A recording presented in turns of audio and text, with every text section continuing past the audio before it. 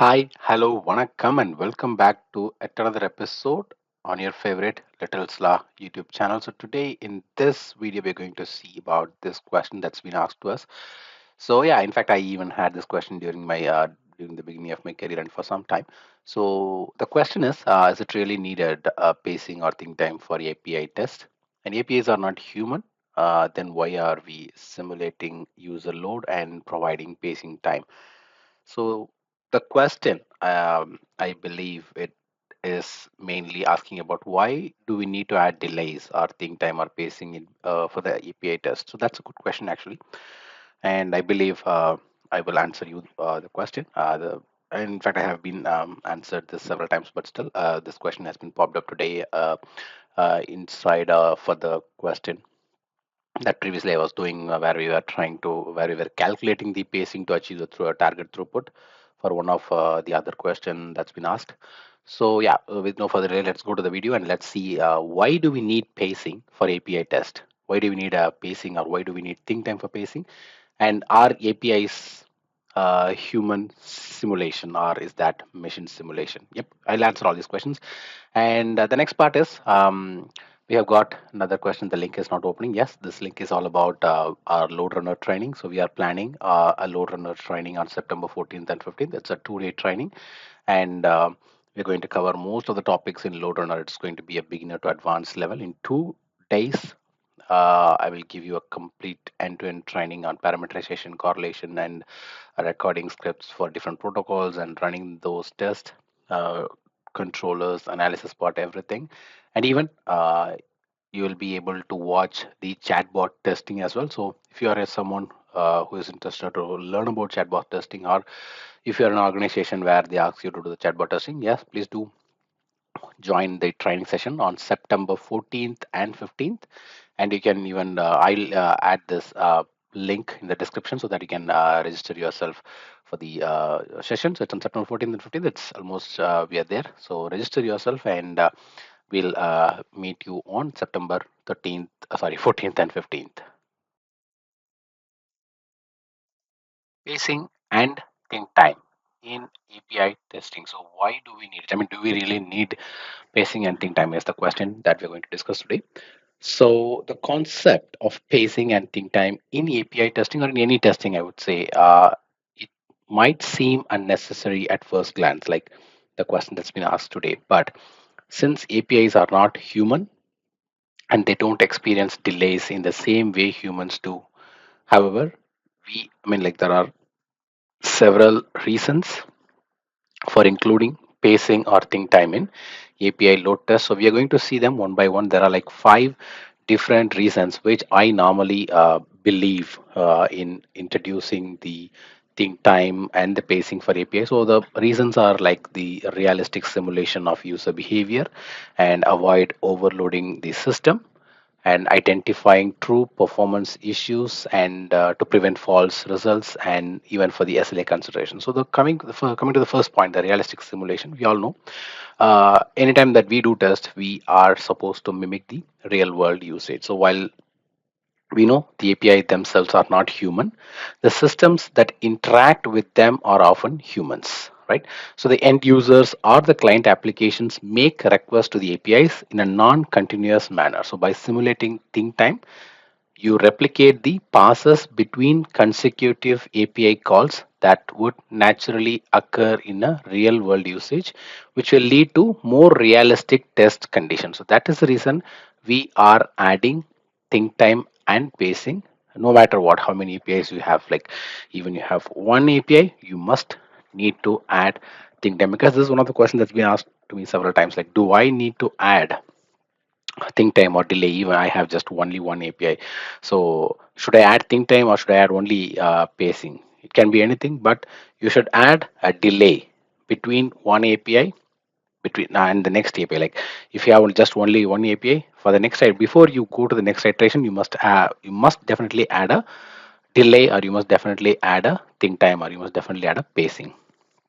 So the application flow simulation is another reason, because many applications interact with multiple APIs in sequence, and think time will help to replicate the time taken by the application to process the data and to make decisions, or wait for user input before making the next API call. So that is the reason we have to, or we definitely have to introduce the think time or pacing between one API and the other API, or even between one API iteration and the other API iteration. So just to really do a quick recap. So for two reasons, when it comes to realistic simulation, one is the mimicking of real world usage, where we are, I mean, the end user or the client application will make the request to API in a non-continuous manner. So by simulating the think time, you replicate the passes between the consecutive API calls that would naturally occur in a real world scenario. Like if you're clicking on a API, you would definitely not click the next API in the next second. You would definitely delay. You would definitely wait for some time, or at least not you wait. At least the application will wait, right? It has to bring back the response for you, and you have to go through the response, and only then you're supposed to click, or you're supposed to do the next action. So that is there. I mean, like, it's inside the system already. We are not going to make any continuous clicks. And like I told you, the application flow simulation will break if you are continuously giving the clicks, or if you're continuously sending API requests. So any application that interacts with multiple API in sequence, think time will help to replicate the time taken by the application to process the data. Like I said, it must need some time to process the data to make decisions. Like you're like sending an API to get some data, it has to wait, and then it has to take some time and then come back again. So the next part is the avoid overloading the system.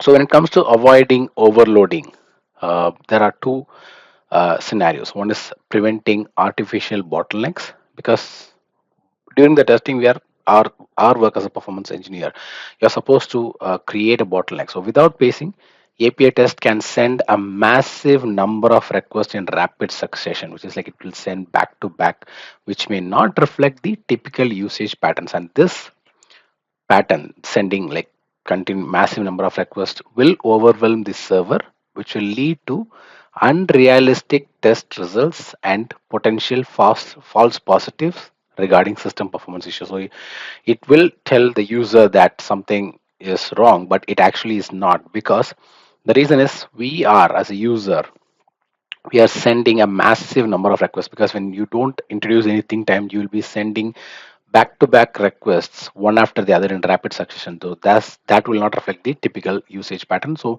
when it comes to the realistic concurrency, so the pacing helps control the concurrency level of request. And if every virtual user or thread in a load test sends requests continuously without delays, the system could become overwhelmed, which lead to unrealistic spike in load that would not happen in real world scenario. Because that's not actually will happen in the real world, right? Because pacing, like I told you, the pacing or the think time in between iterations are one after the other transactions, it will help control the concurrency level of request. It will control it actually. So if every virtual user or thread in a lotus sends requests continuously without delay, the system will actually will become overwhelmed, right? That's the exact word. It will become overwhelmed, which will lead to unrealistic spike in load, which is not going to anyway happen in the real world scenario, right? So that's the reason we normally, every time, like we used to request, we used to advise, it's again a part of best practice to introduce think time, to add think time and pacing. And then the next part is identifying the issues, identifying the true performance issues. So you can detect the latency and the throughput issues only when you use the pacing more accurately, in a way that how the system handles the real world conditions. Because if you don't accurately measure, and if you don't accurately use the pacing, you will not be able to, or the system will not be able to handle real world conditions. And this part, I mean, setting up the proper pacing will help in identifying the true performance issues which are related to latency or throughput or any resource usages that might be masked by an unnatural load. So you have to make sure that you're using the proper pacing. You have to accurately measure it. That's why we are coming up with this Little's law, to accurately measure the amount of pacing, to accurately measure the amount of TPH, the TPS, I mean, through transactions per hour or transactions per second, right?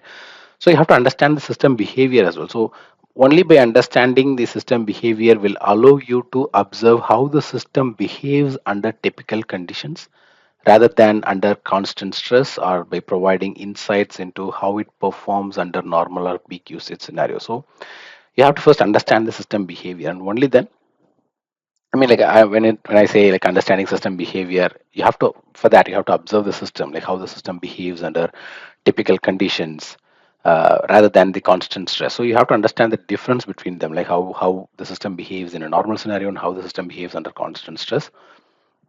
So that difference will provide you an insight on how it performs under normal or peak usage scenarios. And next part is the preventing of false results. So what is preventing false results? So you're going to avoid false alarms. And how do you do it? So if you're running API tests without pacing, it might result in performance issues that are not reflective of real world usage, which will lead to false alarms.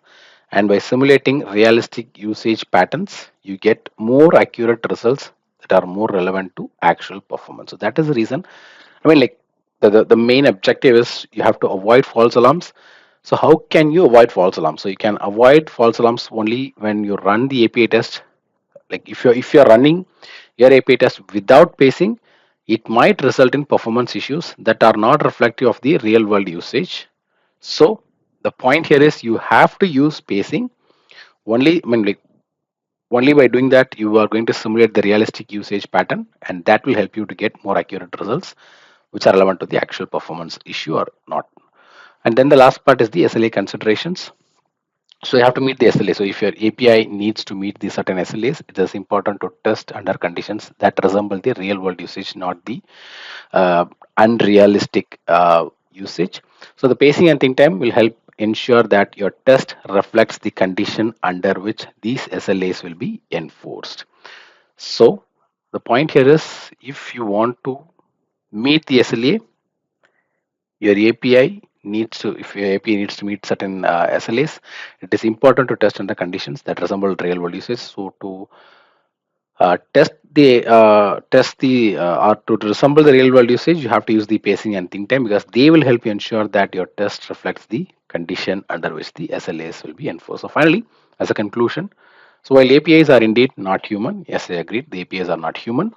They are often accessed by systems or users that operate at human-like speeds, right? So I believe you agree with that part. So you're going to include pacing or think time in API testing that will help to simulate realistic conditions, avoid overwhelming the system with artificial loads, and provides more meaningful insights into the system performance. So this approach of using the pacing and think time will ensure that the performance tests are relevant, accurate, and reflective of the real world scenarios your API will encounter. So with that, I come to an end, and I believe this video will be very useful to you. So until I meet you in our next videos, bye bye from Sunshine Mugam and your favorite Little Slaw YouTube channel. Take care and bye bye.